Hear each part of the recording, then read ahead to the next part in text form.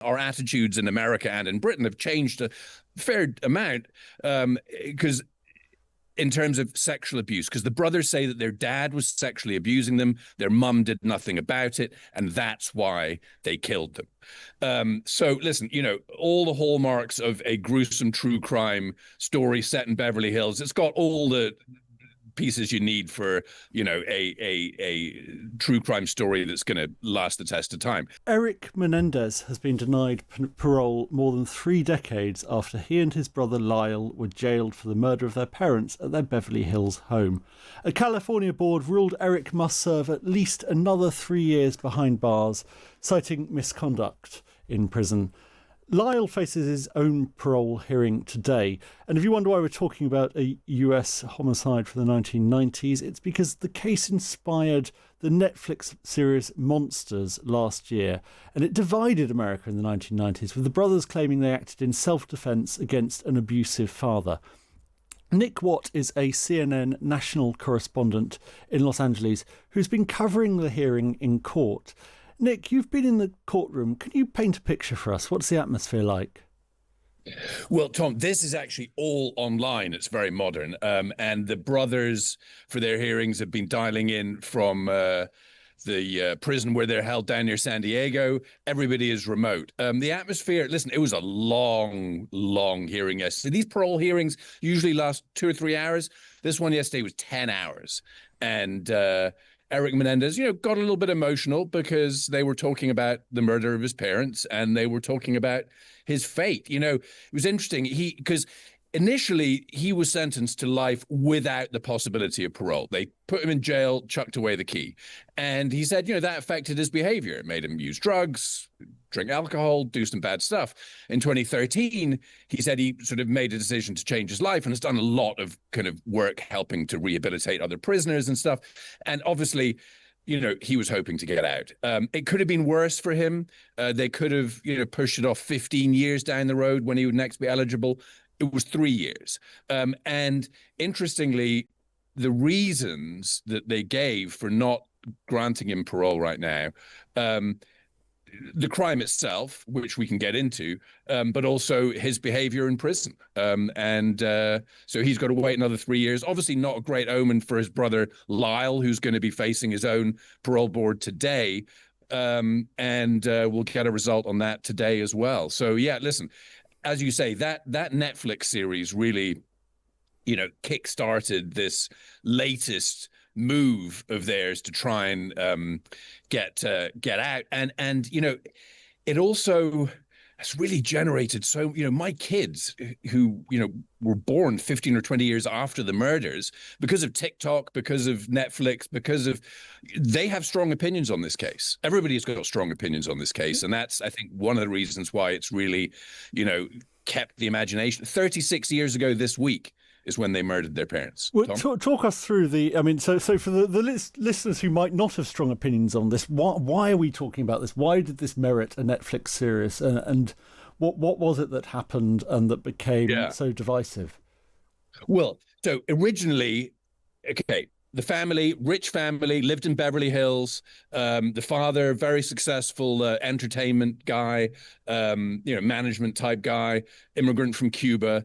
They looked like the classic sort of West Coast American, sweaters draped over their shoulders, country club vibe.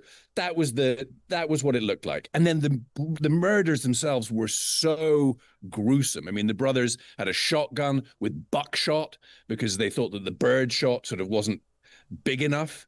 They went in, their parents were watching a Bond film in their mansion on a Friday evening. And the brothers came in, shot their dad 6 times, shot their mum 10 times, shot their dad in the back of the head, shot their mum in the face, and then made it look like a mob hit. So they also, after their parents were dead, allegedly they shot their parents in the knees to make it look like a mob hit.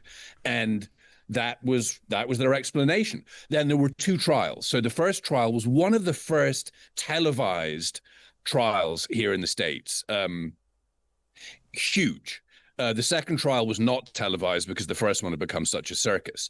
So anyway, as I say, listen, back in those days, they were very much looked on as these entitled, spoiled kids who murdered their parents for their money. That was what the prosecutors put forward. That's what the jury eventually believed. That's what got them thrown in jail with no possibility of parole. Then, of course, since then, listen, our attitudes in America and in Britain have changed a fair amount because in terms of sexual abuse, because the brothers say that their dad was sexually abusing them, their mum did nothing about it, and that's why they killed them. So listen, all the hallmarks of a gruesome true crime story set in Beverly Hills, it's got all the pieces you need for, a true crime story that's going to last the test of time.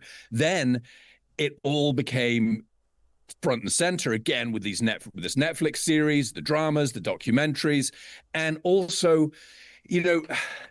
this change in attitude towards sexual abuse. And, it was interesting during the parole hearing, one of the commissioners said, listen, I understand you were subjected to horrific abuse, but that doesn't mean you kill your parents. You could have done something else. So listen, I've been covering this for a while, and one of the things that attracts me to this story, which I think attracts a lot of people, is, I don't have an opinion on it. I waver. It's 36 years ago, and people are still digesting and arguing the facts and the morality, and it's a horrific story. It's a very interesting story. Now, of course, you lay on the political dimension, which, of course, in America these days, pretty much everything has a political dimension. The guy who initially pushed for the brothers, to be resentenced so that parole would become an option was the old district attorney here in Los Angeles, who was a progressive. He lost the election, and the guy who won the election, who'd run on a much sort of tougher on crime, he then opposed this. So that's an interesting dynamic. And then the other dynamic you got to throw in here is Governor Gavin Newsom, the governor of California, who's very much putting himself up on the national stage as, the antidote to Trump. He gets the final say. So these parole boards recommend whether the brothers should be let out or not. They've said Erik should not. Today they'll rule on Lyle. But ultimately it's the governor. And the governor will probably do whatever politically expedient for him. I'm not trying to denigrate him. He will also look into the case and make a decision, but he's putting himself on the national stage as the antidote to Trump.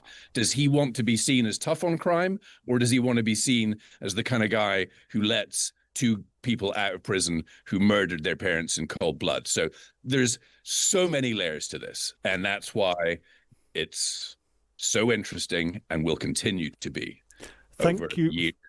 Thank you very much. That's Nick Watt with a lightning briefing on a case that is dividing America.